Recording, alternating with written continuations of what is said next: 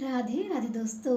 आज की कहानी है उलझन। तो चलिए शुरू करते हैं। ये कहानी सिर्फ कहानी नहीं बल्कि इस समाज की वो सबसे घिनौनी सच्चाई है जिसे हम सब जानते हैं पर फिर भी उसके खिलाफ कदम उठाने से डरते हैं। ये कहानी ऋतु की है जो अभी कक्षा 6 में पढ़ती है और ऋतु की दो बड़ी बहनें और हैं, साथ ही एक छोटा भाई भी है। ऋतु की माँ बहुत कम पढ़ी लिखी है और पिता की मौत एक एक्सीडेंट में कुछ सालों पहले हो गई थी। 4 बच्चों की जिम्मेदारी अकेली औरत पर जब आ पड़े तो वो कोई भी रास्ता चुन लेती है अपने बच्चों की खातिर। मगर रिंतु की माँ ममता ने ऐसा कुछ नहीं किया। वो बेआसरा होकर अपने मायके में रहने लगी। मगर इस जमाने में कोई अपना परिवार ही जब मुश्किलों से चलाता हो वो एक और परिवार का बोझ कैसे उठा सकता है। कुछ समय बाद ही ऋतु की नानी व मामी सभी को जलीकट्टी सुनाने लगी। ऋतु और उनकी बहनों का स्कूल छुड़वाने और उन्हें घर के काम में मदद करने की बातें करने लगी। लेकिन ममता को ये कतई मंजूर नहीं था। किसी भी तरह वो अपनी बच्चियों को पढ़ा लिखा कर लायक बनाना चाहती थी। उसकी ससुराल पक्ष में कोई भी ऐसा नहीं था जो उसकी मदद कर पाता। बस एक छोटा देवर था जो कभी कभी बस हाल चाल पूछने आ जाता था। ऋतु की दो बहनें भी ज्यादा नहीं पढ़ाई कर पाईं। वो दोनों पढ़ाई के साथ साथ कभी ट्यूशन लेने का तो कभी किसी छोटे मोटे ब्यूटी पार्लर में काम करने का जुगाड़ करती रहती थी, क्योंकि उन्हें पैसे चाहिए थे जो उन्हें नानी के घर में कोई भी देने वाला नहीं था। और अपनी माँ को भी खुश रखने की उनकी कोशिश इसी थोड़े से पैसों को पाकर ही हासिल करनी थी। ममता अगर थोड़ी ज्यादा पड़ जाती तो अपने बच्चों को बहुत ज्यादा नहीं तो थोड़ा अच्छा जीवन तो दे ही सकती थी, मगर वो भी लाचार थी और बेटियों को भी नहीं बोल सकती थी। इन सब में सबसे ज्यादा पिसती थी ऋतु, जो छोटी तो थी मगर हालातों के चलते उम्र से पहले ही बड़ी हो गई थी। स्कूल से आते ही अपनी मामी का घर के कामों में हाथ बटाती और अपनी नानी के ढेर सारे ताने भी सुनती जाती, मगर वो सुन सुन कर आदी हो चुकी थी। बड़ी बहनों ने तो बस 12 कक्षा पूरी करके स्कूल छोड़ दिया, मगर ऋतु अभी पढ़ाई कर रही थी। आज जब ममता बाजार गई हुई थी और दोनों बड़ी बेटियां भी बाहर किसी काम से गई हुई थी तो ऋतु स्कूल से आते ही अपना गृह कार्य करने बैठ गई। मामी ने आवाज लगाई तो ऋतु ने आने से इनकार कर दिया। बोली कि आज होमवर्क ज्यादा मिला है तो मैं शाम को आपके साथ काम करवा दूंगी। मामी बड़बड़ करके काम करने लगी। यूं तो आधे से ज्यादा काम ममता खुद ही संभाल लेती थी, पर ना जाने मामी को ऋतु को काम करवा के कौन सा सुकून मिलता था। तभी वहाँ ऋतु के चाचा आ गए। पूछने लगे, ऋतु बेटा क्या कर रही हो? अरे चाचा आओ मैं पानी लाती हूँ। अरे नहीं नहीं बैठ, आ तू बैठ, मैं लूंगा खुद, तू पढ़ाई कर। ठीक है चाचा कहकर ऋतु पढ़ने लगी। तभी चाचा उसके नजदीक आकर बैठ गए और धीरे से ऋतु का हाथ अपने हाथ में लेकर बैठ गए। वो धीरे धीरे उसके हाथों को सहला रहे थे और फिर तपाक से ऋतु के गाल पर एक पप्पी कर ली। ऋतु को शर्म आ गई। उसका बाल मन यही सोच रहा था कि चाचा उसे प्यार करते हैं तो उसे पप्पी दी होगी। वो उठकर जाने लगी क्योंकि उसे कुछ अजीब सा एहसास भी हुआ था। उसे लगा कि चाचा अगर प्यार करते हैं तो मैं इतनी भी तो छोटी नहीं कि वो मुझे पप्पी दें, और फिर माँ के सामने तो कभी ऐसा नहीं किया। फिर वो कुछ ऐसी स्थिति में आ गई कि कुछ भी समझना उसके लिए एक पहेली बन गया। चाचा ने उसे फिर से बुलाया तो वो मामी के पास काम है कहकर चली गई। अब उसके चाचा का उनके घर आना जाना थोड़ा ज्यादा होने लगा था। जब तक चाचा यही जानने की कोशिश में रहते थे कि घर में कौन कब होता है और कौन कब बाहर जाता है, और ये सारी बातें ऋतु से ही पूछी जाती थी। दोनों बहनें किसी काम के सिलसिले में या काम ना होने पर किसी काम की तलाश में ज्यादातर बाहर जाती ही रहती थी। ममता भी घर में होती, कानाफूसी और तानाशाही के चलते बाहर ही रहने की कोशिश में पड़ोस में या कहीं कीर्तन वीर्तन में जाकर बैठ जाती थी। ऋतु ही घर में छोटी होने की वजह से अधिक समय घर पर होती थी। कभी जब इस दौरान उसके चाचा घर पर आ जाते तो वो ऋतु को अपने आसपास ही रखने की कोशिश में लगे रहते थे और अब तो वो कभी-कभी उसके कोमल अंगों के साथ भी छेड़छाड़ करने लगे थे। ऋतु को समझ आने लगा था कि चाचा के छूने में कुछ बहुत गलत भाव है जो वो महसूस करती थी। वो स्पर्श घिनौनापन लिए होता था।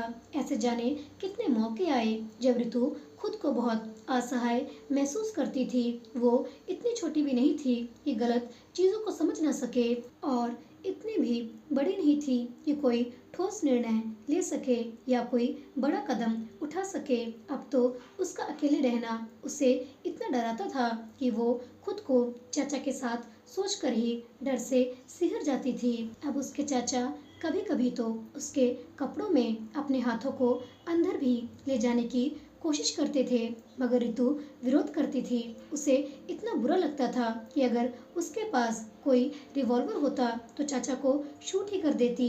एक दिन जब बहुत ही दुखी सी गुमसुम होकर वो बैठी क्या सोच रही थी कि उसकी खास सहेली पूजा ने उससे पूछ ही लिया, यार तू आजकल किस सोच में रहती है? ना तो हमारे साथ खेलने आती है, ना ही तू पढ़ने में ही ध्यान देती है। चक्कर क्या है? पूजा ने शरारत से यूं ही पूछा, पर ऋतु ये बोलकर टाल गई कि कुछ नहीं यार, सर में दर्द है, बस चल मेडिकल रूम चलते हैं, तेरे लिए दवा लाते हैं। ऐसा बोल पूजा ऋतु का हाथ पकड़कर उठाने लगी, पर ऋतु ने जाने से इनकार कर दिया। पूजा बोली, ठीक है मत जा, अगला पीरियड झांसी की रानी का है, पता है ना? हाँ पता है। ओके चल अब उठना, क्या पीरियड मिस करके पिटना है क्या? मुझे भी पिटवाएगी, चल। दोनों कक्षा में चली गई। ऐसे कितनी बार हुआ था कि पूजा जब भी ऋतु को उदास देखती तो पूछ लेती थी, मगर ऋतु बताती ही नहीं थी। एक दिन टॉयलेट के बहाने ऋतु क्लास से हटकर बैठी छुपकर रो रही थी तो पूजा ने उसे देख लिया। अब तो पूजा उससे बहुत जिद करने लगी कि देख अपनी दोस्त मानती है तो बता, वरना कभी मुझसे बात मत करियो, समझी? आखिर ऋतु ने मौका देखकर पूजा को अपने चाचा का सारा सच बतला ही दिया और वादा भी लिया कि किसी को मत बताना। पूजा ने जब सुना तो उसके पैरों तले जमीन खिसक गई। ओ माय गॉड, तेरे साथ इतना कुछ हो रहा है और तू है कि ऐसे चुपचाप से सब सहती जा रही है, किसी को घर में बताना भी जरूरी नहीं समझा? तू पागल है क्या? ऋतु ने कहा कि नहीं यार, मैं नहीं बता सकती। घर के हालात तो तू जानती है ना, हमारा ना तो कोई घर है ना कोई अपना कहने को। जो घर था किराए का था और वो पापा की डेथ के बाद खाली करना पड़ा। अब हम लोग मामा मामी और नानी के साथ रहते हैं। अगर किसी को कुछ बताया तो बात बहुत बिगड़ जाएगी, सब मम्मी को ही गलत बोलेंगे और क्या पता हमें अपने घर से निकाल ही दें। मैं किसी से कुछ नहीं कह सकती, समझ यार। और वो रोने लगी। कभी कभी उसका मन करता तो वो पूजा के घर भी चली जाती थी, वहाँ उसे अच्छा लगता था। पूजा की मम्मी भी उससे बहुत प्यार से अपने पास बुलाकर बातें करती थी। ऋतु को वहाँ अपनापन महसूस होता था। पूजा की मम्मी तो ऋतु की तारीफ भी पूजा से करती थी, कितनी प्यारी और सुंदर है ना ऋतु, और जब भी आती है ऐसा लगता ही नहीं कि पराई है, बिल्कुल अपनी सी लगती है। पूजा माँ का समर्थन करके कहीं खो जाती थी। धीरे धीरे ऋतु अब बड़ी होती जा रही थी, शरीर से भी और मन से भी, मगर किसको उसके मन की पड़ी थी? उसके चाचा को तो उसका युवा होता शरीर ही दिखता था। वक्त के साथ साथ ऋतु के चाचा की हरकतों में भी बढ़ावा होता गया। पूजा और ऋतु 10वीं कक्षा में भी आ गई, मगर ऋतु अभी भी कुछ नहीं बदल पाई थी। हाँ, मगर अब वो विरोध ज्यादा करने लगी थी और ना ही चाचा को कोई मौका देती थी अपने साथ अकेला होने का।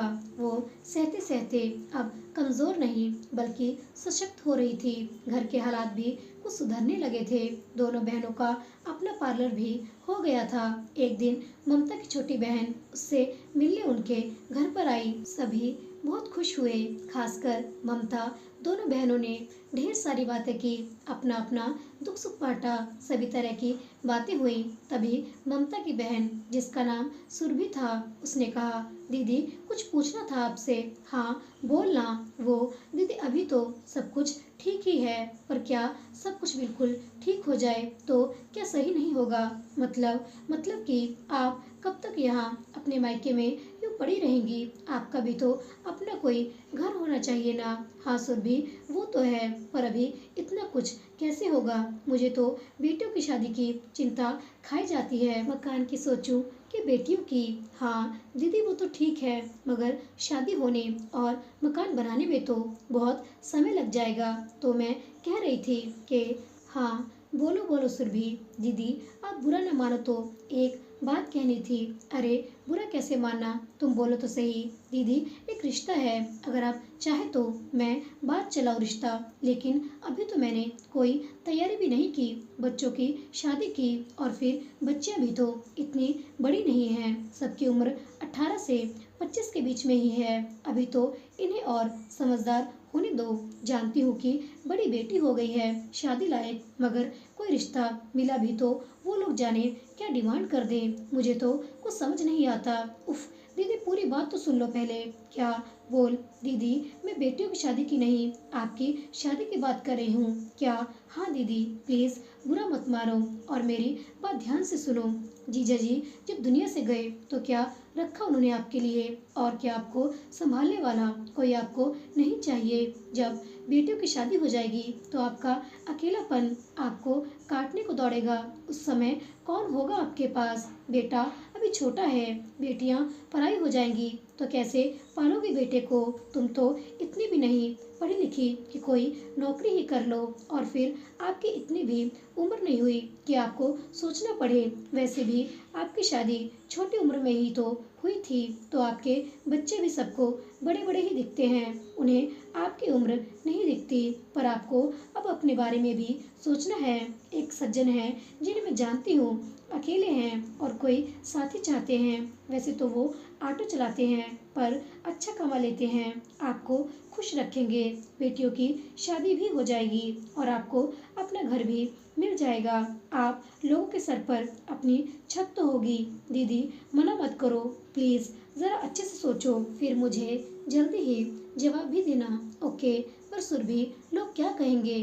कौन लोग? वो लोग जो आपको पूछने तक न आए कि आप कैसी हैं, जिंदा है या मर गई। आपकी वो ससुराल जिनका फर्ज था आपको सहारा देना, वो तक नहीं आए आपको पूछने। अब कौन से लोगों की परवाह है आपको? यहाँ मायके में आप कितनी जिल्लत सहती हो सब जानती हूँ मैं।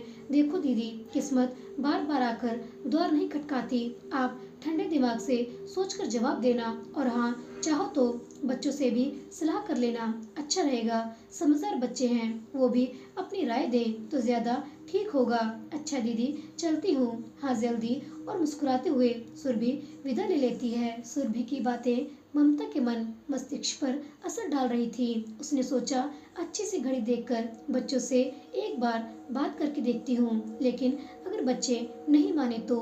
फिर उसने 2 दिन बाद सुरभि से फोन पर बात का मन बनाया। वो दिन कश्मकश में निकल गए, बच्चों से बात करने की ही हिम्मत नहीं हुई। ममता ने सुरभि को फोन किया। हेलो, हाँ सुरभि, मुझे तुमसे कुछ कहना है।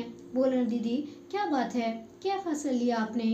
क्या बच्चे राजी हो गए? अरे बाबा रुको तो, एक ही बार में सारे सवाल कर लोगे क्या? अच्छा कहो आप क्या कहना था? वो सुरभि, अगर मैं उनसे खुद मिलकर बात करना चाहूँ तो क्या वो मान जाएंगे? ममता ने कुछ धीमे स्वर में कहा। हाँ हाँ क्यों नहीं, बोलो कब मिलना है? और उनका नाम संजीव है। अच्छा ठीक है ना, मैं कल आती हूँ और तुम पूछ कर बता देना कि कहाँ मिल सकते हैं। अरे दीदी आप ही क्यों नहीं पूछ लेती उनसे, मैं आपको नंबर देती हूँ उनका। और हंसते हुए सुरभि ने ममता को संजीव का फोन नंबर दे दिया। 1 सप्ताह बाद ममता ने सभी बच्चों को अपने पास बैठाकर बात करने के लिए इकट्ठा किया और थोड़ी देर झिझकने के बाद अपनी बात उनके सामने रख दी। सभी अवाक रह गए और एक दूसरे का मुंह ताकने लगे। बड़ी बेटियां तो समझदार थी, उन्होंने कोई विरोध नहीं किया, लेकिन रितु को एक अनजाना सा भय डरा रहा था। रितु ने ऐसे पिताओं के बारे में बहुत सुन रखा था जो अपनी सौतेली बेटियों को सगी बेटी ना समझकर उन्हें किसी भी तरह से परेशान करने से नहीं चूकते थे। और उन सभी में ऐसा भी कुछ होता था जैसा उनके चाचा उसके साथ करने की कोशिश करते थे। वो अंदर ही अंदर बहुत डर गई थी, मगर कुछ बोल नहीं पाई। बिना कोई प्रतिक्रिया दिए वो अलग जाकर बैठ गई। माँ को उसका ऐसा करना अजीब लगा, लेकिन वो ये सोचकर रह गई कि शायद अभी इतना बड़ा फैसला लिया है तो रितु शायद असमंजस में है। एक तरह से ममता को एक मूक स्वीकृति मिल गई थी। आज अचानक से रितु के चाचा आ गए थे और रितु स्कूल से आई ही थी कि चाचा को देख ठिठक गई, मगर बिना कुछ बोले अंदर वाले कमरे में चली गई। ममता ने जोर से आवाज देकर रितु से कहा, रितु, चाचा के लिए चाय तो बनाओ बेटा। और ये क्या, तुम तो बिल्कुल ही तमीज भूल गई। नहीं चाचा से नमस्ते की और नहीं कुछ और बोली, बस सीधा अंदर चली गई। चलो बाहर आकर बैठो। रितु गुस्से में तमतमाती बाहर आई और रसोई घर में जाकर चाय चढ़ा दी। कुछ देर बाद रितु के चाचा ने ममता से कहा कि भाभी, आप मेरे साथ चलकर रहिए ना, यहाँ रहती है तो अच्छा नहीं लगता। आपका भी तो घर है, वो आप बच्चों को लेकर आ सकती हैं जब आपका मन चाहे। उस घर के दरवाजे आपके लिए हमेशा खुले रहेंगे। ममता देवर की बात सुनकर हैरान हो गई और उससे ज्यादा हैरान तो रितु हुई जो रसोई में चाय बनाते हुए ये सारी बातें सुन रही थी। वो झट से बाहर आई और बोली, क्यों, क्या पहले आपको नहीं दिखा कि हम लोग पापा के जाने के बाद कहाँ जाएंगे? अब जैसे भी हैं हम लोग यही ठीक हैं, आपको कोई जरूरत नहीं हमारी फिक्र करने की। रितु ये कैसी बात कर रही है तू? चाचा से जुबान ज्यादा नहीं चलने लगी तेरी? पैर पटकते हुए रितु बाहर निकल गई। रितु के चाचा के मान मनुहार के बाद ममता सोच में पड़ गई कि आखिर क्या किया जाए। एक तरफ तो सुरभि का प्रस्ताव और एक तरफ ये ससुराल से आया बुलावा, करे तो क्या करे। उसने सोचकर फैसला ले ही लिया कि ससुराल जाना ही ठीक रहेगा और सबसे राय मशवरा भी लिया तो ज्यादातर लोगों ने यही सुझाव दिया कि ससुराल जाना ही बेहतर होगा। मगर रितु को लगता था कि चाचा का हम लोगों को घर पर बुलाना जरूर इनकी कोई धुत चाल का ही हिस्सा है। वो बार बार घर जाने का विरोध करती रही, मगर उसकी सुनता कौन है। वो लोग आखिर आ ही गए अपने घर, वो घर जहाँ से वो तब निकाले गए थे जब ममता और उसके पति शादी करके आए थे और किसी ने उन्हें स्वीकार नहीं किया था, क्योंकि ममता और सुधीर का विवाह एक प्रेम विवाह था। ममता तो बहुत चाहती थी कि वो अपनी ससुराल में ही रहे, मगर ये सपना तब पूरा नहीं हो पाया था। आज चाहे जैसे हालात हो, ममता ससुराल आ ही गई थी। खुश तो आज भी कोई नहीं था उनसे, लेकिन रितु के चाचा आगे से आगे सभी सुविधाओं का ध्यान रखते हुए ममता को शिकायत का कोई मौका ही नहीं दे रहे थे। और हुआ वही जिसका डर था। रितु के चाचा रितु को और ज्यादा परेशान करने की कोशिश करने लगे। जब भी रितु अकेली होती वो उससे बदतमीजी करने से बाज नहीं आते थे। कई बार तो रितु ने ऐसी चिकोटी भी उससे काटी कि वो तिलमिला के रह गया। कुछ भी कहो, रितु ने उसे उसके गंदे इरादों में अभी तक कामयाब तो नहीं होने दिया था, मगर कब तक ये सब चलता। अब जब पानी सर से ऊपर जाने लगा तो रितु ने कोई ठोस कदम उठाने का सोचा। एक दफा जब कोई नहीं था तो रितु जानबूझकर कहीं नहीं गई, लेकिन उसे ये मालूम था कि ममता कब तक वापस आ जाएगी। जैसे ही माँ के आने में थोड़ा समय रह गया, रितु अपने कमरे में जाकर बैठ गई। वो जानती थी कि चाचा कब से इसी तलाश में हैं कि वो अकेले कमरे में जाए। इससे पहले वो अपनी किसी दोस्त के साथ बाहर खड़े हुए बातें करते हुए समय बर्बाद कर रही थी। घर पर कोई नहीं था। दादी कीर्तन में गई थी, माँ बाजार और बहनें भी अपने पार्लर में थी। छोटा भाई ट्यूशन में था। शाम का समय और रितु अकेली घर पर अपने गिद्ध चाचा के साथ। जब रितु कमरे में गई, झट से पीछे पीछे उसके चाचा भी भीतर प्रवेश कर गए। उन्होंने रितु को कस के पकड़ लिया। जैसे ही उनका हाथ रितु की स्कर्ट तक पहुंचा।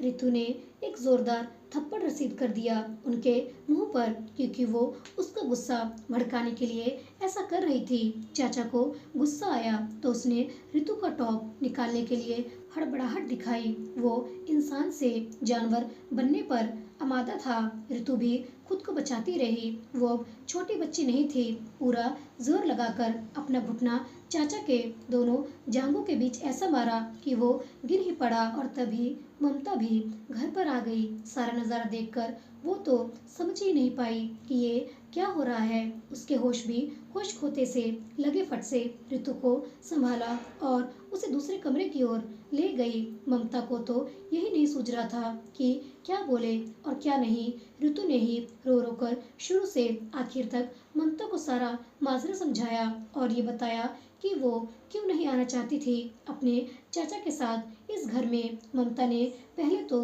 रितु को फटकार लगाई कि तूने मुझे पहले क्यों ना सब सच सच बता दिया। रितु ने अपने डर ममता को बताया और ये भी बताया कि मैं नहीं चाहती थी कि मेरी वजह से आपको कोई 10 बातें सुनाए। सभी आपको गलत बोलते क्योंकि आप अकेले ही हम तीनों बहनों को संभाल रहे हो, तो उंगली आपकी परवरिश पर उठती और ये सब हम सहन नहीं कर पाते। अब क्या करना है ये सोचो माँ, क्योंकि मैं यहाँ नहीं रहना चाहती। आज तो मैंने खुद को बचा लिया, लेकिन आगे फिर से चाचा ने मुझे नहीं, बस और नहीं, मैं अब ऐसा नहीं होने दूंगी। इनको सबक मिलना अभी बाकी है, चलो मेरे साथ। और ममता ने जो अपने देवर को सुनाना शुरू किया तो चुप होने का नाम ही नहीं लिया। बस तभी रितु के चाचा बीच में ही बोल पड़े, बहुत हो गया आपका भाषण। आपको मालूम ही क्या है अपनी बेटियों के बारे में? आप क्या जानती हैं? आपकी बेटियां दूध की धुली हुई हैं। अरे ये रितु तो क्या, तुम्हारी दोनों बड़ी वाली बेटियां भी मुझे अकेले में जाने कैसे कैसे इशारे करती हैं। तुम इन्हें अच्छा समझती हो क्या? बहुत गिरी हुई हैं तुम्हारी तीनों बेटियां। और अभी भी मैं खुद नहीं आया था इसके पास, इसी ने बुलाया था मुझे। पहले तो ममता ने देवर का बदला हुआ लहजा देखा कि किस तरह से वो आपसे तुम पर आ गया था, फिर उसका तीनों बेटियों पर इस तरह उंगली उठाना ममता को और हैरान और आहत कर गया। अब उसे अपने देवर को कुछ भी कहना बिल्कुल फिजूल लग रहा था। वो जान गई थी कि ये इंसान किस हद तक गिरा हुआ खुद है और अपनी गलती पर पर्दा गिराने की गरज से मेरी बेटियों को गलत बोल रहा है। उसने रितु को साथ लिया और सामान पैक करने लगी। उसने फैसला कर लिया था कि वो संजीव के घर जाकर रहेगी, उसकी पत्नी बनकर, और अपने बच्चों को भी एक पिता का साया देगी। और सचमुच उसका फैसला बहुत सही फैसला साबित हुआ। आज वो बहुत खुश है अपने परिवार के साथ। दोनों बेटियों को ब्याह कर सिर्फ रितु की शादी होनी है। और हाँ, उसकी दोनों बेटियों ने अपनी पढ़ाई भी पूरी कर ली है। एक खुशखबरी और है, अब उसके 2 बेटे हैं। और इस प्रकार हमारी आज की यह कहानी उलझन यहीं पर समाप्त होती है। आशा करती हूँ यह कहानी आपको अच्छी लगी होगी। ऐसे ही ज्ञानवर्धक कहानियों के लिए चैनल को सब्सक्राइब करना, कहानी को लाइक करना और शेयर करना मत भूलिएगा। राधे राधे।